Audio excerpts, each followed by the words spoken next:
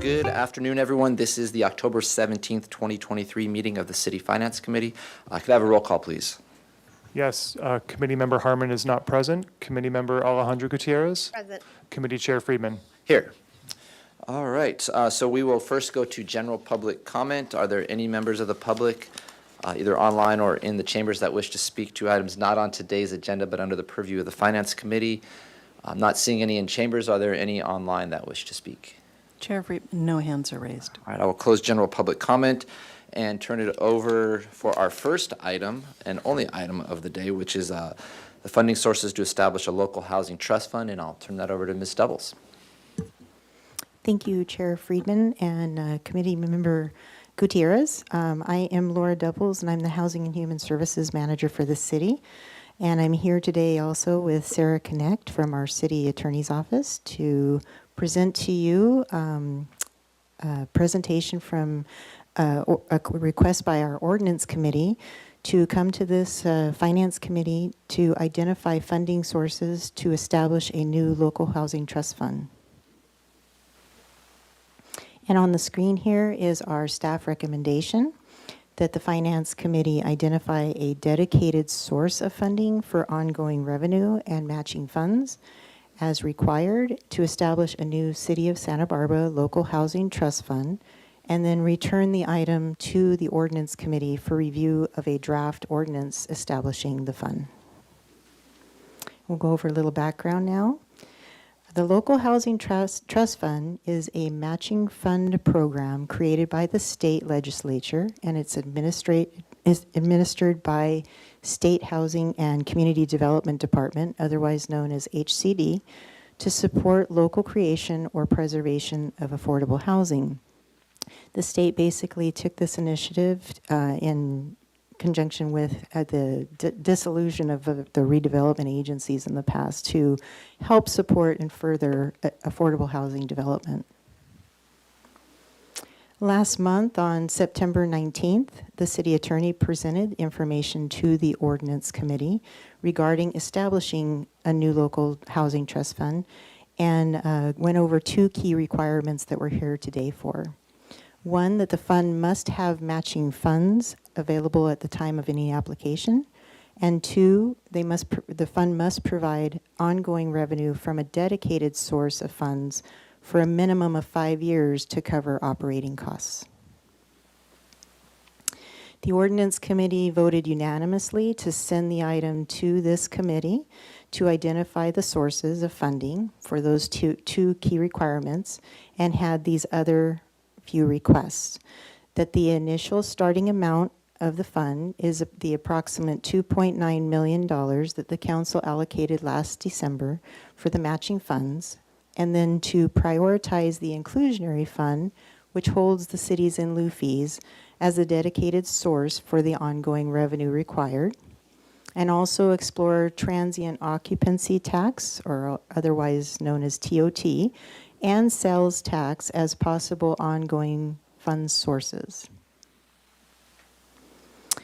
Matching funds must be on deposit or legally committed with each application, and that's when we apply to the state for, or the project applies to the state for the funds. In this table below, on the left-hand side, is shown the eligible matching funds.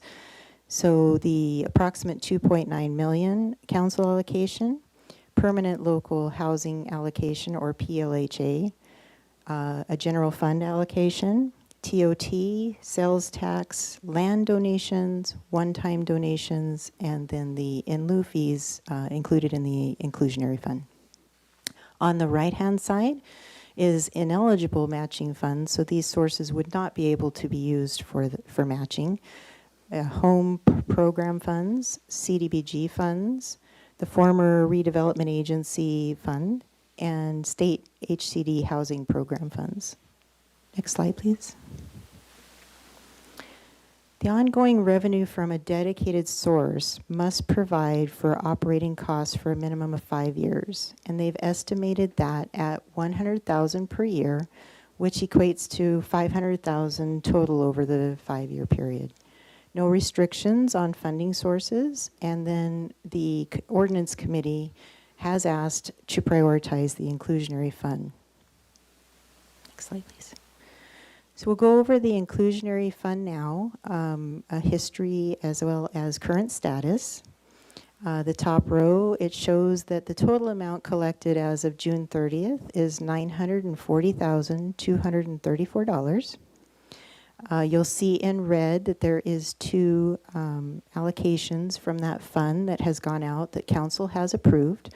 First one was Green Mobile Home Park, that we paid to state HCD for the title transfer to the Housing Authority to ensure that the affordability remained on that park. And the second one was what we are in current implementation of with the pilot program with Habitat for Humanity, and that's to assist low-income homeowner repairs. So the current balance after those have been taken out is $815,234. We do have a reservation for Habitat for Humanity for a project located at 710 East Coda Street to build 6 low-income homeowner condominiums.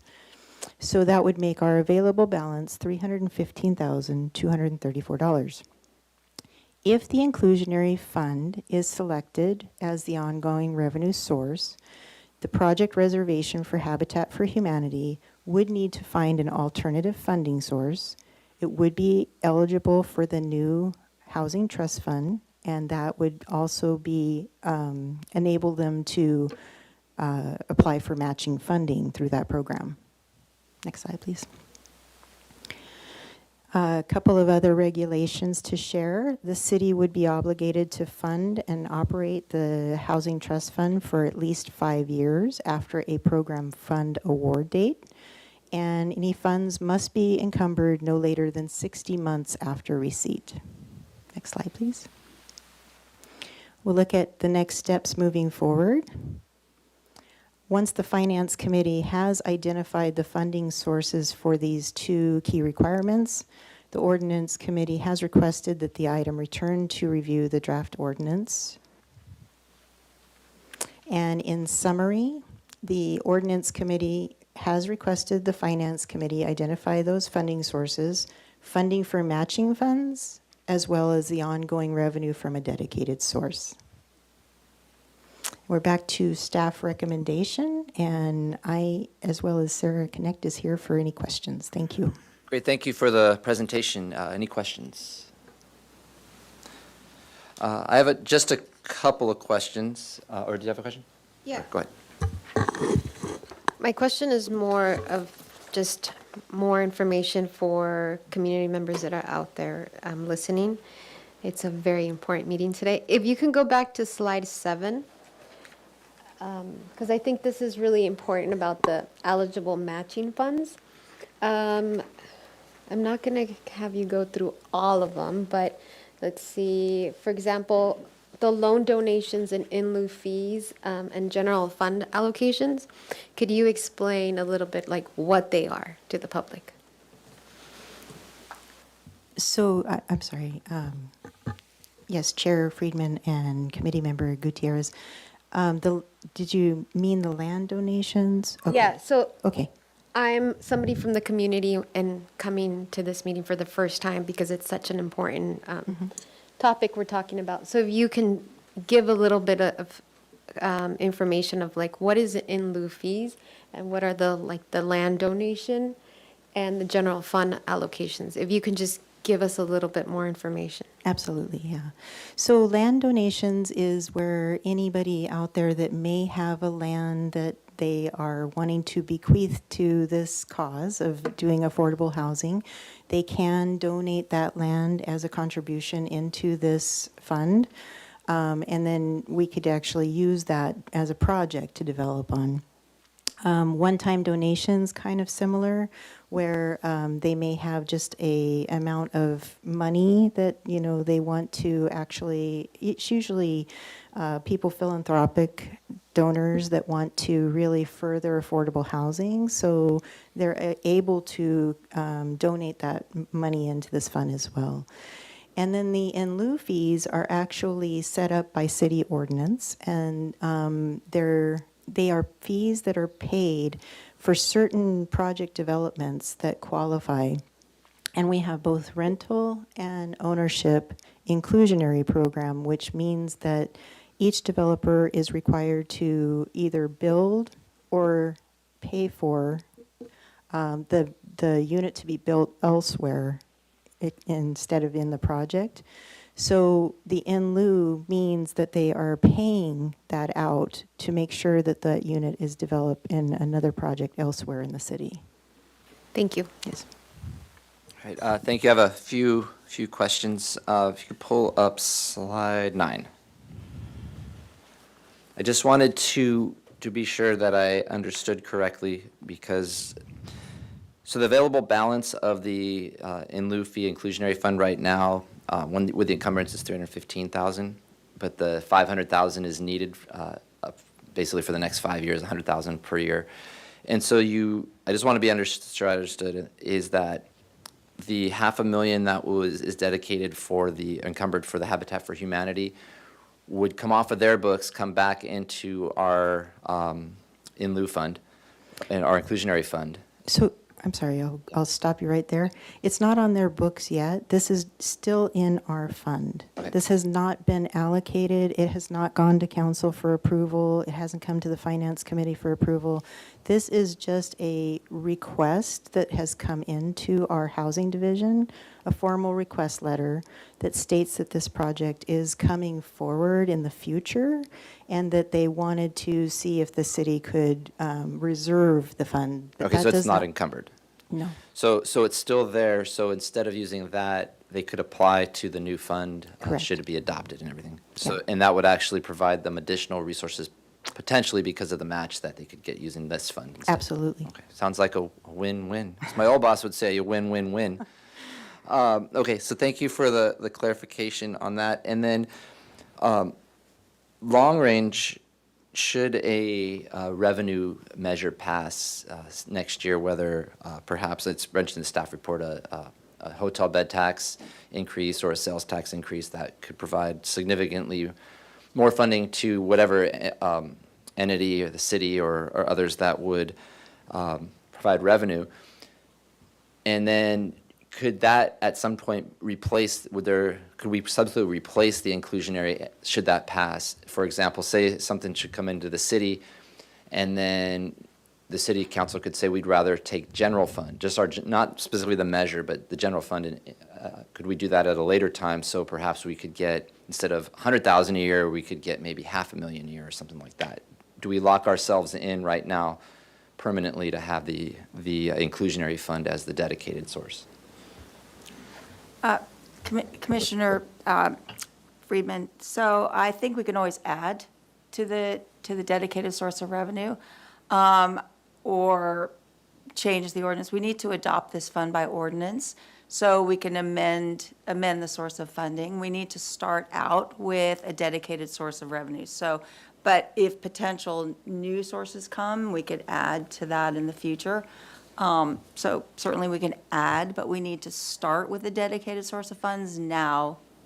Okay. So I'm not saying we're not locking ourselves in forever. We can change and add as the future goes.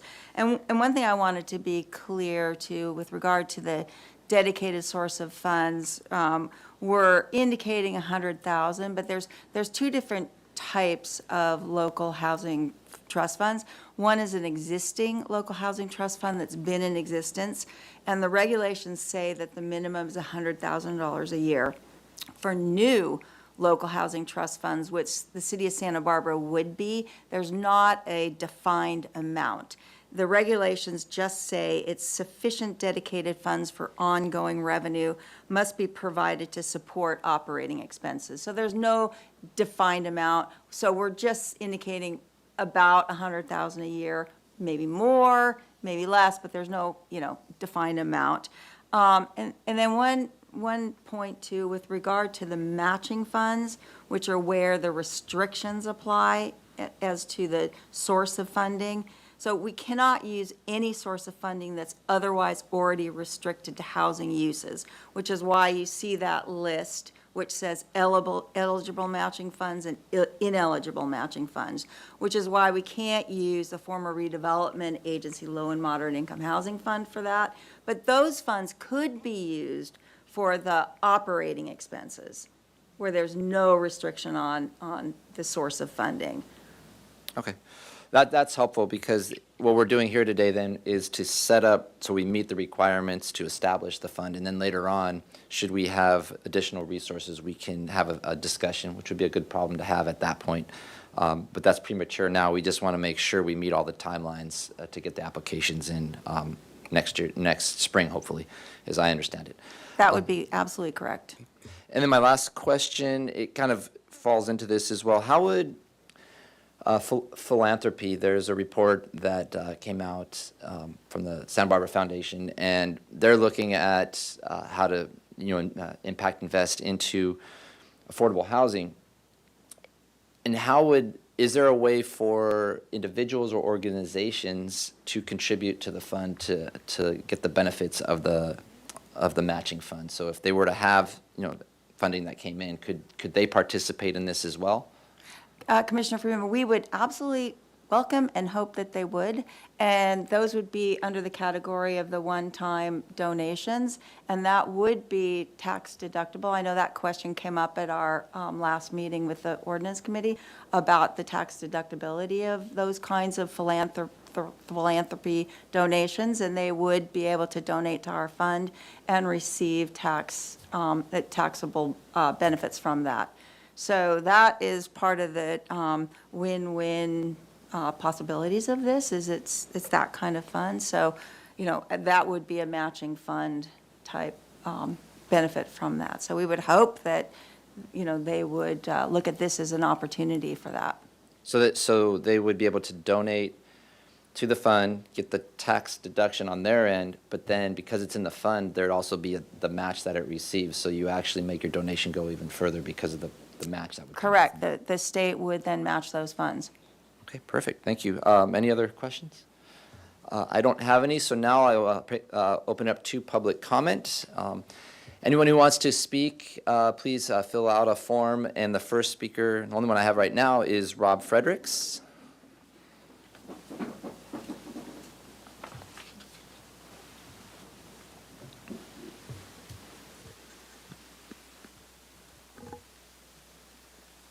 Not sure if it's morning or good afternoon.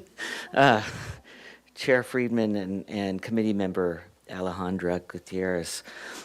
First, I would like to thank the Finance Committee for hearing this matter today and moving this important information forward so that we can truly address the affordable housing issues we have in our community. I also want to thank Ms. Doubles and Mr. Isaacson for all their work they've done with us over the last year in getting to this point. It's been very helpful. And importantly, I want to thank City Attorney Sarah Connect for delving into this matter and providing clarity to establish a local housing trust fund by the City of Santa Barbara.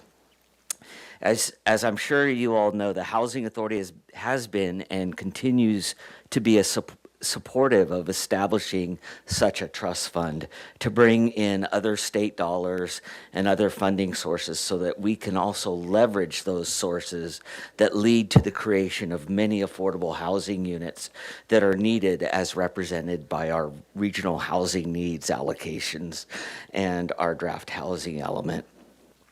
Specifically, we support the ordinance committee's unanimous request to allocate the approximately $2.9 million made by council on December 6, 2022 to be the starting amount for the new trust fund, and prioritize the inclusionary fund in lieu fees as the ongoing dedicated sources. As an aside, I do want to note an area of concern that I have, and maybe I'm off base, and it seems to me that the inclusionary amount is low, looking at the amount collected, even at the top line number, the 940,234. That only equates to being able to construct new affordable units, about 3 units on an average construction cost. And so a couple of questions. First, I think we need to look at in the future raising the in lieu fee to where it's more comparable to the actual cost of building. And then just look into, have we collected all the in lieu fees at the time of issuing building permits, and certainly before C of O is issued? Maybe do a review of the Acela platform to see if there's any outstanding fees that haven't been collected. So that's it on that. Also, mentioned on slide number 7 is the PLHA funds, the permanent local housing allocations that could be considered going into the local housing trust fund. That's something we would be supportive of as well, even a portion of it. That, as well as the inclusionary fees, the intended use of those program funds matches what would be used for the local housing fund. So I think that could be used as well. We'd also encourage continuing to explore transient occupancy tax and/or sales tax as ongoing funding sources. And finally, I think it was mentioned by Ms. Doubles that the housing element approval by the state is certainly needed for us to access those matching funds at the state level. And I'm concerned with the timing of next spring applying for these matching funds, and I'm hopeful that the housing element will be approved end of this year, early next year. Goleta just had theirs approved. I know city staff is working hard on that, but we certainly need that done. Thank you. Thank you, Mr. Fredericks. I gave you a little extra time because this is such a big item and you've been a great partner on this. So I wanted to be sure that we had all your comments in there. So I definitely appreciate that. Up next is Diane Black.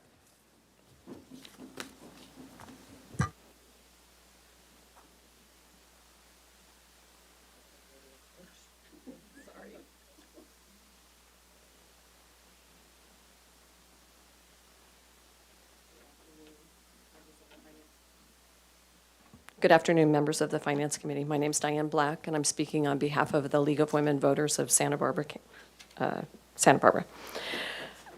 I wasn't even sure I was going to speak, but I guess I just wanted to thank the staff, both staffs from the City Council's office, from the Planning Department, Community Development Department, and the Finance Committee and City Council for getting this far in this proposal. We've been working on this for a while, and I think it's going in a great direction. I, too, support, on behalf of the League, the $2.9 million council allocation for affordable housing in the initial matching funds pot, and encourage you to look for other opportunities as they arise. In terms of ongoing funds and the dedicated source for that, we're sort of agnostic. We just want to make sure you have what is necessary to make the program work.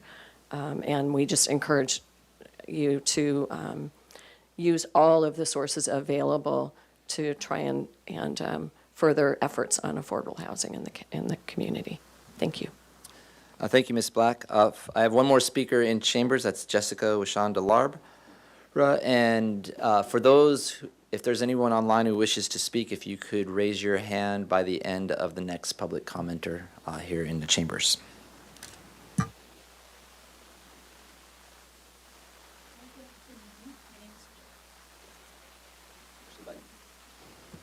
There we go. Hi, I'm Jessica DeLarbra, CEO of Habitat for Humanity of Southern Santa Barbara County. Thank you for your support of all the work we do in the city of Santa Barbara. As you know, you fund our low-income owner-occupied home repair program, which is kind of listed on your matrix. And I also just wanted to call attention to the value of the funding reservation that has been held for the development of the Coda Street Affordable Homes, which is actually just a few blocks from here, and we'll be building 6 new affordable condos and rehabbing a home next to that. We've been in discussion with the city for a couple of years about a funding reservation. Our understanding is that same funding may need to be used for the intent of this fund. And I just wanted to thank you for your continued advocacy and also work with us that if this $500,000 needs to be used for another purpose, that we can collaborate together to find an alternate source of funding to ensure that the $500,000 towards our project can continue. Thank you so much. Thank you for your comments. And then are there any other in chambers? Not seeing any other in chambers that wish to speak. Are there any members of the public online who wish to speak? Chair Friedman, no hands are raised. All right, I will close public comment and now turn it over to my colleague for comments. I want to thank city staff and for all of the local nonprofits, Housing Authority, Habitat for Humanity, and everybody that has come together to make this ordinance happen. But I really want to thank my colleagues at the Ordinance Committee and here in Finance. I know Ms. Harmon's not here, but she has been a big advocate for affordable housing in the city, and I just want to acknowledge her. She's not here today, but this really takes a community coming together. And I think in council, we hear a lot of the things that we're not doing, and sometimes we don't get to really advertise what we're doing because it's in the works. But I just really want to acknowledge how it really takes a village to create this this change in our city. And we have a beautiful city, but it's really hard here to build because we don't have the land that most cities have. So this is a great example that when we come together, we can create magic. So thank you, everyone. Thank you for your comments, and I'll agree wholeheartedly. So I just want to briefly address Mr. Frederick's comments about the in lieu fee and have we collected. We can't speak to that today, but I do see our Community Development Director, Mr. Isaacs, in there. So he took some notes, and we will definitely look at that. And if it's something that the council needs to consider, we'd consider it at a later time. But to today's item, this is a long time coming, and it's one of those things where the council and my colleague, Councilmember Harmon, and myself, when we originally were talking about it, and then to have Member Gutierrez here at the Finance, we talked about it, and then have the full council, just to bring something forward, and we didn't have the place for that 2.9 million, but we said it was so important that we set it aside rather than putting it into the general fund for later, to give us the opportunity to create a fund. And the interesting part is we were going down a different path.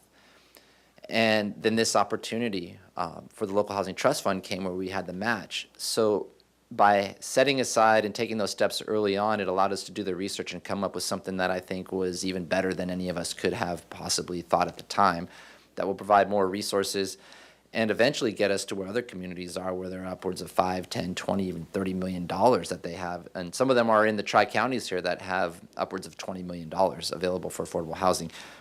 And so, like my colleague said, the council sometimes gets criticized for, we're not doing enough, but this is an example of something where we were innovative in working with the Housing Authority, Habitat for Humanity, and our other nonprofit providers of housing to really do something innovative. And with a dedicated funding source, we're going to have more opportunity to build affordable housing than we've had in the past. And so I want to thank everybody, including our staff, for coming together and really taking advantage of this, and my colleagues on the Ordinance Committee as well. And we'll be really excited to support the recommendations today. So with that, I will need a motion. I move a motion to approve staff recommendation. Yeah, excuse me, And- Councilmember Gutierrez, so the motions should specifically include the matching fund and the dedicated source. So if that would be the 2.9 matching fund that was originally allocated, and also perhaps for the dedicated source of funds, the in lieu fees. And we might want to, and I know this is a little bit out of order, but through the chair, if we could ask Ms. Doubles how much is in the PLHA fund, because I don't think that that's clear, because the committee might want to consider if we wanted to include that fund or not, totally up to you, but. Ms. Doubles? Thank you, Chair Friedman. So the PLHA is the only source of funding that the city has to support any homelessness initiatives. So the funding is actually all allocated every year to homelessness issues and also to a staff member for our rental housing mediation program that helps to intervene and hopefully prevent homelessness. So the state does allocate to the city in a 5-year time period an estimation, and what that comes from is every real estate transaction within our city pays $75 that goes into that funding. And so they estimate how much it is, and then every year it could be either more or less. And in the times when we have a lot of low interest rates, we get a lot of refinances, and those really, add to that fund for that year. However, when the rates go up, as we're seeing now, that fund doesn't get nearly as much as what they estimate. So they average that over a 5-year period, and they give us that allocation. And so every year, we have to actually apply back to the state and tell them exactly what we're going to use that money towards. And every year, we have been putting that towards our homelessness initiatives. And just to clarify, if we put it into this fund, would that preclude us from using it in some of the ways that we have? Correct. Okay, now that's helpful in terms of understanding. But we can in the future take some of that and put it in here. But if we put it all in there, it would be problematic. Correct. The council does approve every year that plan for what it goes towards, with being towards the homelessness, certain contracts that we pay out for street outreach providers and stuff like that. And then, like I said, the rental housing mediation program, the staff, that was also approved by council. So that's a staff member that's on staff right now. I have a question for this Go ahead. city attorney. Is there any way that we can, let's say when we have good years where interest rates are super low, where we can tap into that fund, say, if we have a project that is specifically for the homeless population, instead of saying like, no, we're not going to touch it? Through Ms. Doubles, it doesn't sound like you can do that, because it sounds like it's a 5-year average. It's an average. Yeah. So, yeah, we're kind of already, in a way, committing what we may not get in 1 year. I don't know if that makes any sense, but yeah. Councilmember Gutierrez, it sounds like that may be funds that we want to continue to use in the homeless advocate program. So I just wanted to clarify that a little bit further. So Yeah. excuse me, I was kind of out of order on that, but. Yeah, that is actually our only source right now that we have that has an eligible use to use it for homelessness initiatives. That's actually thank you for explaining to us, because I think the public doesn't know exactly where those funds go to. So the fact that you broke it down, and it not just covers just the homeless services that we give, but it also pays for one of the staff in the rental house and mediation, which Right. is very needed. Thank you. Thank you. All right, thank you, Ms. Doubles. So what I would have for a motion, just to clarify, to circle it back, would be to allocate approximately 2.9 million, or the previous council allocation made on December 6, 2022, to be the starting amount for matching funds in the new local housing trust fund. 2 is that we recommend that the prioritization of the inclusionary fund in lieu fees as the dedicated funding source for the ongoing revenue required, and that we also recommend exploring the transient occupancy tax and sales tax as possible ongoing funding measures in the future. Is there anything else All right, so I will second that motion. And with that, no further questions. All in favor? Aye. Any opposed, abstentions? Passes. And thank you to everyone. This is a big day. Thank you. And with that, this meeting is adjourned.